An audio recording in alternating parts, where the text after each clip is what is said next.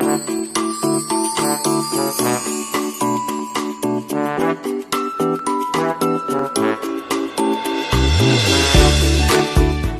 right. Hello, everybody. This is Leo Brady, film critic with AMovieGuy.com. I am here with writer, director, and actor Noah Segan for his film Blood Relatives. Thanks for being here, man. Thank you for having me, Leo. Happy to be here with you. Yeah, this is fantastic. I always love seeing your work, seeing you do more work. And I've been starting my interviews with a question of what was your sort of experience like growing up with movies? Did your parents take you to a lot of movies, and how did you sort of get into having your appreciation for cinema? Wow. Big question, but simple answer, yes. um, I grew up in a home that really valued all art, but specifically movies were held up as being very important. And it was I have an older brother and sister who are quite a bit older than me, 7 and 10 years. And so Yeah. the home video revolution sort of took place in my home. And by the time I came around, it was like it was in full swing. And so, I was very lucky that I think by the time I came of age, because of my siblings, my folks were very into the idea of, going to the video store, seeing what was out, bringing stuff home, Yeah. having the sort of movie night, movie afternoon experience. Right. Yeah. I mean, And then I was also the third kid, so then like going to the movies was kind of like a babysitter as well. They were like, you know what, the other ones we'll let this one do whatever he wants to do. We'll drop him off at the movie theater. We'll pick him up in a few hours. So that was sort of what happened next. And I benefited from both of those perspectives.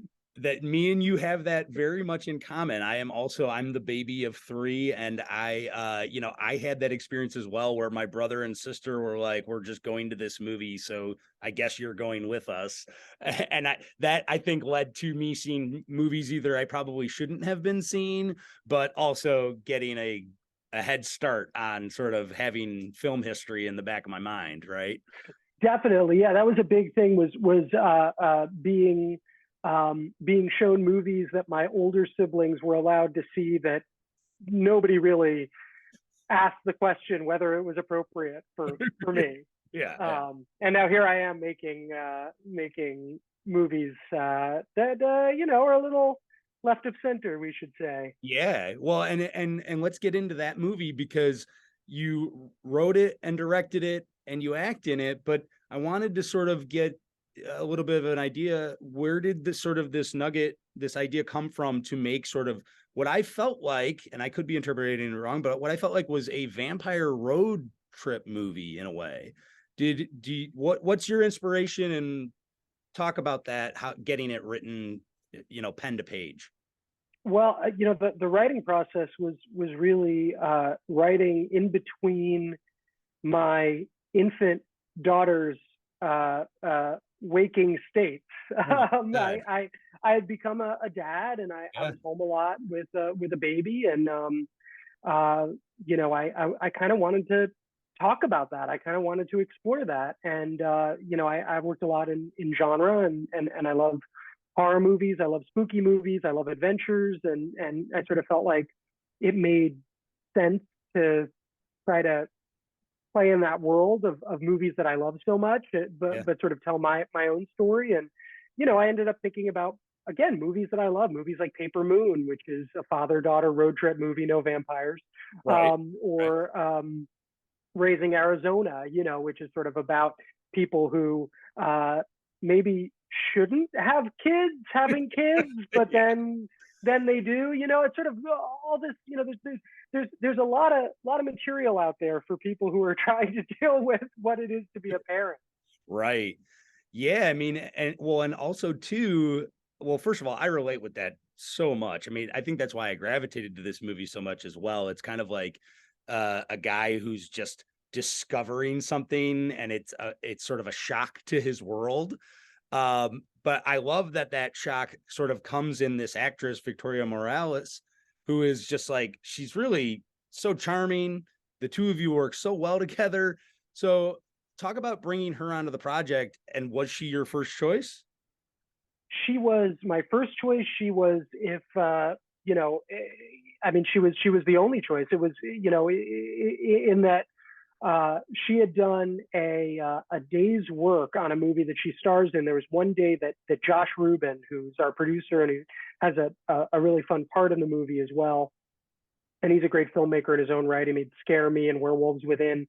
Yep. Josh had worked for a day with Vic on this movie Plan B, which is hilarious and super smart and unique. And when we were talking about working together on the movie, he said, "I know you're going to think I'm crazy, but I worked for one day on this movie, and I worked with this actor who I just feel like there's a vibe there." And I mean, this is exactly what you want from your producer, right? It's somebody who kind of like, you know, takes a shot and it's like right dead set bullseye. And that was exactly it. Vic and I started talking, and I familiarized myself with her work, and you know, she's just the best actor that I've ever worked with, which is saying a lot because I've worked with a lot of great actors. I was gonna say, So yeah. I mean, sorry to all my buddies out there, but Vic takes the cake.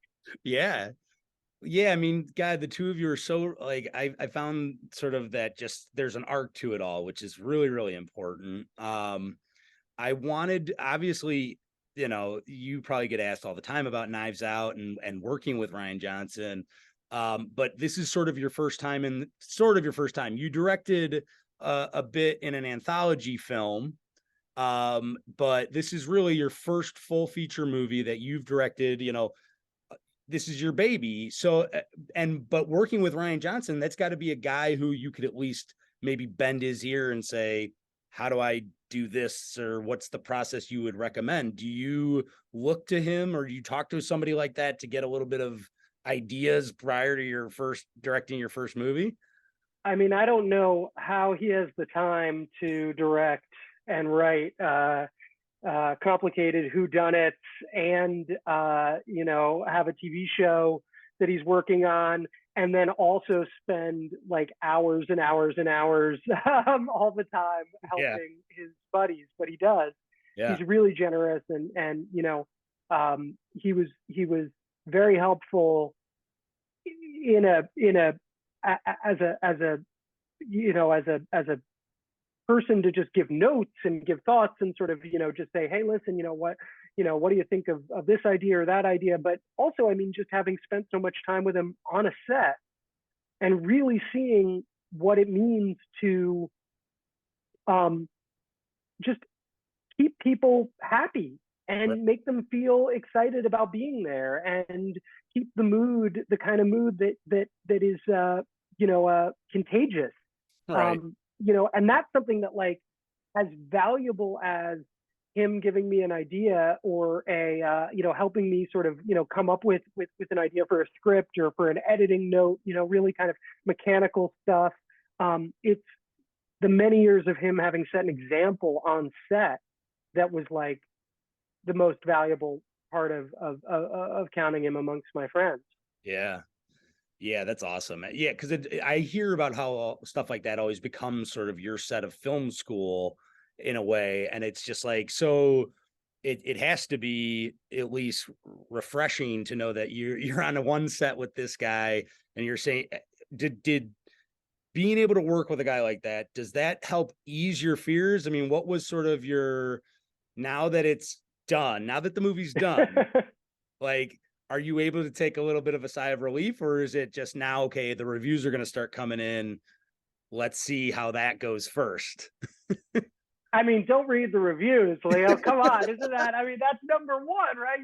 Right, right. I can't Right. be reading the reviews. Yeah. Um, you know, there is a sigh of relief, you know, and listen, it's been it's been a really lovely journey to be able to talk to people about a movie that I made because I wanted to talk about parenthood and I wanted to talk about, you know, sort of how silly and crazy and sometimes scary all that stuff is, you know, and, Yeah. and it seems to connect with people because everybody is either a parent or a kid or both, you know what I mean? Right. so, Right. so there is something hopefully a little bit universal about it. Um, you know, but honestly, it's nice to have been able to have done it and then look back at the team of people, whether it's your friends who have sort of given you some advice or your family who have supported you, or kind of most importantly, like this cast and crew who, you know, newsflash, like this isn't a big movie. Nobody made a ton of money. Nobody, you know, Right. it was kind of just, you know, people who you really hope show up because they want to be there and then show up the next day because they still want to be there. Yeah. We're there. We did it. So there is Right. sort of a little bit of a victory lap with all your colleagues and comrades here that that is nice to take. Yeah, that's awesome. All right. Before I almost have to wrap, I have to ask you about some technical stuff because Oh, you get to literally sink your teeth into some things. So what was the process for you, like for those scenes when you were like, okay, I have to first of all, like having the fangs, operating with fangs on your in your mouth, and getting a chance to sort of bite the head off of Doug Benson. I mean, what's the what's the feeling? spoiler alert! Spoiler Well, alert! yeah, Um, yeah, a lot of us, you know, a lot of us who consider Doug a friend and who have been on his podcast and have yeah, taken a lot of stuff from him over the years, should feel very satisfied when they see what happens to him. right. You know, we had Andrea, who's our makeup designer. She figured out a way to have the fangs so that they could pop in and out pretty quickly. Awesome. So you could sort of, do your scene, and then there's the moment when the fang comes out, and usually right before that it cuts away for a second, and then it cuts back, and now the fangs are magically in. Right. Although I will say that uh, uh, um, I did have to be reminded. You know, I've done this for like almost 20 years. I did Right. have to be reminded when trying to act with the fangs in, and like, I was like, oh, my voice doesn't sound right, and somebody said, you could get into the you can dub the scream afterwards, man, you don't have to do it all right now, you could movie magic. Right. So spoiler alert, there was some movie magic, and some of the sounds that we make when the fangs are out were done in post-production, folks. That's awesome. That's awesome. And you get to drive a pretty cool car as well. Talk about getting this right. Is this your? It's not a green screen, I folks. know. It's real. Yeah, it's a basically a family heirloom, and Wow. I thought it was a fun way to include something familial in the movie. Yeah. And who doesn't love a cool muscle car? You know what I mean? Hell yeah. And I think all vampires should be driving muscle cars like that now from this day forward.